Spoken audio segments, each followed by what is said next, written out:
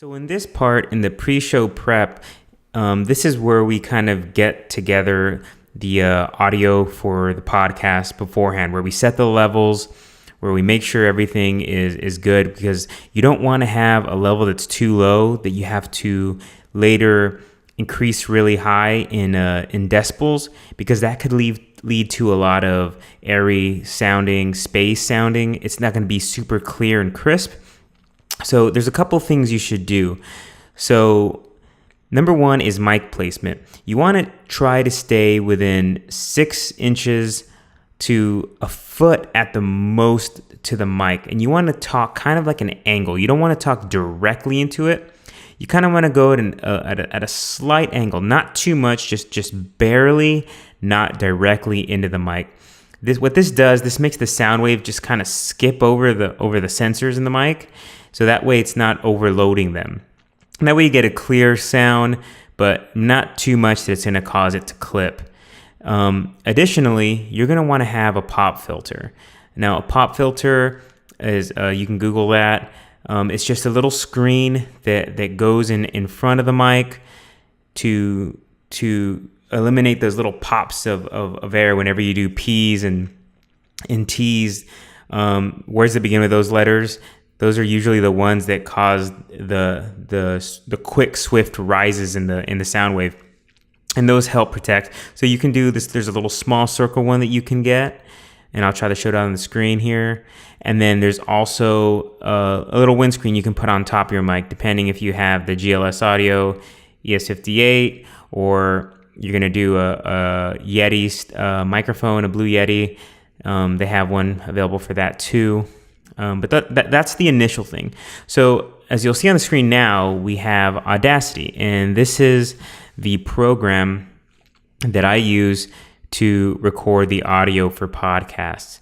Now, when we get this set up, you're gonna see my settings are already set here, but here's the important settings you need to go for. So here is where you're gonna select your microphone.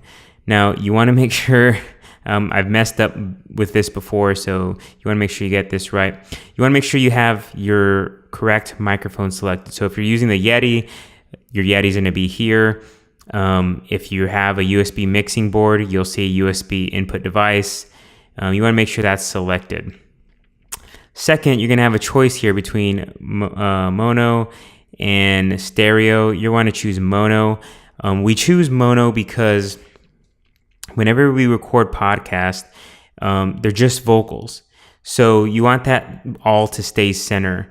When you do stereo, it puts things left and right in a stereo. So in a stereo channels. So if you listen to music, if you take an earbud or two and you take one out and one in, then you'll notice how there's some instruments on one side that are not on the other, and vice versa. This creates a huge band effect, a wider spectrum of the audio.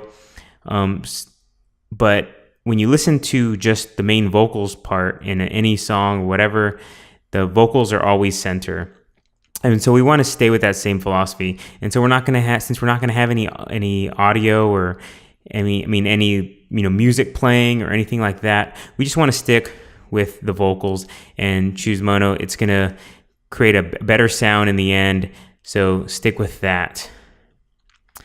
And then here, this is the output to listen to everything. You can just leave this as a built-in output. Make sure to mute your audio on your computer. You don't want that to be coming through while you're recording, another common mistake. So next I'm going to show you a little bit about levels. So I'm going to go ahead and click record here on Audacity. Now it's recording, and as you can see, this is pretty much a perfect wave. This is the wave as I'm talking to you. As you notice, the 0.5 here and the negative 0.5, this is the range you want to stay in. Now, as you can see, there's little parts of my voice that are spiking and going over, but you know what? None of them are going over this 1 point and this negative 1 point. So that's perfect. So you want to stay in this nice little hover area. You don't want to be too low. You don't want to be to where nothing's touching those 0.5 and negative 0.5 lines. you want to stay around there and let it hit those lines, and that's exactly what a solid signal looks like. Now you'll notice just a little bit ago right here, I kind of went over a little bit, but that's okay. That's going to happen. As long as not the majority of the wave is hitting that, as long as you're staying nice in this sweet spot. So, that's a pretty good looking wave right there. That's what you want to do. And that's how you know you have a good signal. So before you start your show, you want to make sure to do a test like this. Press the record button in Audacity. Make sure everybody's levels are coming in a good, crisp manner. Hitting that 0.5, negative 0.5. If you need more juice, turn up the gain on a mixing board. Turn up the gain on your Yeti if you're using that, until you can get there. And of course, vice versa. If it's too hot, lower that a little bit, and make that work for you. Now, after you record your podcast, you're going to want to go ahead and export this because this right now, this file is an Audacity file, and you can't use that to edit. So you'll go up to the file menu. You're going to come down and you're going to export that audio. And then, one thing I like to do is make a good file structure. So I'll show you exactly what mine looks like. So here's a couple of the podcasts that I produce. So here's one for THO, one for AMP, and one for Industrial Strength Show. And then inside, I have 3 folders. I have the mix downs, which we'll talk about later.